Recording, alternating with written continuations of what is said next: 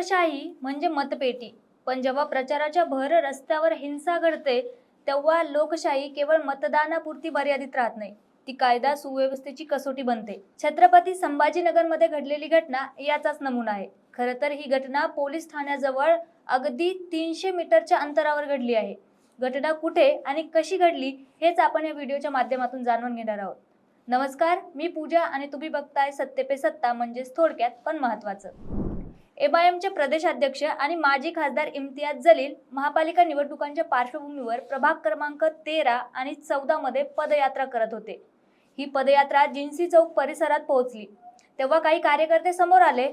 सुरुवातीला तर फक्त घोषणाबाजी, काळे झेंडे आणि शाब्दिक विरोध होताना दिसला, मात्र काही वेळातच हा विरोध आक्रमकतेकडे वळला आणि जलील यांच्या गाडीवर थेट हल्ला करण्यात आला।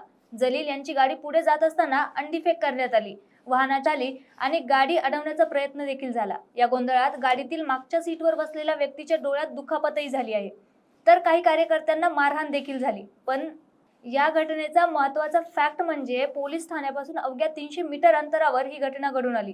जिन्सी पोलीस ठाण्यापासून अवघ्या 300 मीटर अंतरावरच ही घटना घडली आहे। परिस्थिती हाताबाहेर गेली, पोलिसांना लाठीचार्ज करावा लागला आणि परिसरात एकदमच गोंधळ उडालेला दिसून आला।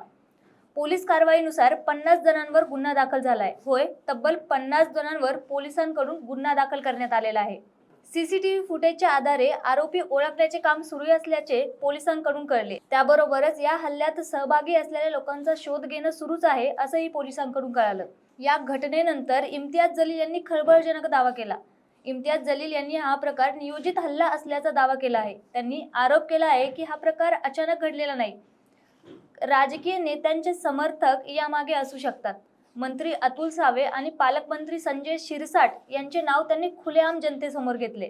यावर विरोधकांचे उत्तरही लगेच समोर आले। विरोधकांनी हे आरोप फेटाळले आहेत आणि त्यांचा दावा असा आहे की हा प्रकार एमआयएम मधीलच अंतर्गत नाराजीचा परिणाम आहे। तिकीट वाटप आणि आर्थिक व्यवहारातून असंतोष वाढला आहे, सहानुभूती मिळवण्यासाठी हा मुद्दा वाढवून मांडला जात आहे। एमआयएमच्या काही समर्थकांनी असाही आरोप केला आहे की हा हल्ला काँग्रेसचे उमेदवार सलीम कुरेशी यांच्याकडून घडवण्यात आलाय। हा प्रकार नियोजित होता आणि विरोधकांकडून प्रचारात गोंधळ घालण्यासाठी ही रणनीती वापरली जात आहे। हा आरोप केवळ बाह्य राजकारणापुरता मर्यादित राहिला नाही, तर त्याने पक्षांतर्गत राजकारणालाही उजाळा दिला आहे। इम्तियाज जलील यांच्याच पक्षातील विरोधी गटाकडून पूर्णपणे वेगळाच दावा करण्यात येत आहे। त्यांचा आरोप आहे की जलील हे सहानुभूती मिळवण्यासाठी हा प्रकार वाढवून दाखवत आहे। काही जणांचा दावा तर असाही आहे की हा हल्ला बनाव असल्याचा संशय व्यक्त केला जात आहे। तिकीट वाटण्यासाठी आर्थिक व्यवहारातून हा वाद उफळून आला आहे, असेही बहुतेकांचे मत आहे। या सगळ्या घटनेला एमआयएम मधील अंतर्गत राजकारणाची पार्श्वभूमी देखील आहे।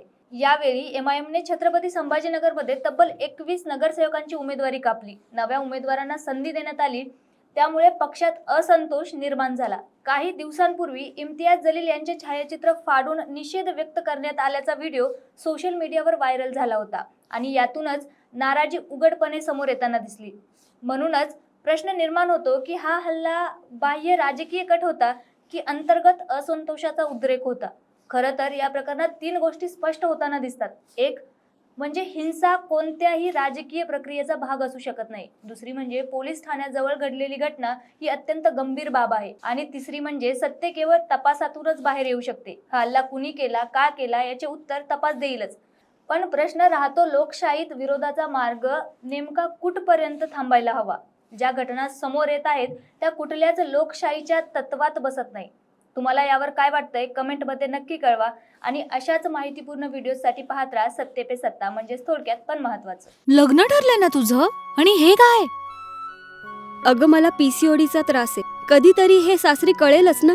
मग त्याच्यामुळे मुलं होण्यात अडचण येते ना। हे एकतर पीसीओडी इतका गंभीर आजार नाहीच आणि त्यावर सोपा उपाय आहे। आपल्या ईशाला लग्नाआधी असाच त्रास होता। तिने डॉक्टर चाटेज होमिओपॅथी क्लिनिक मध्ये उपचार घेतले आणि तिला आता 2 मुलं आहेत। डॉक्टर चाटेज होमिओपॅथी क्लिनिक, साइड इफेक्ट नसलेला होमिओपॅथीचा नैसर्गिक उपचार। 9545727107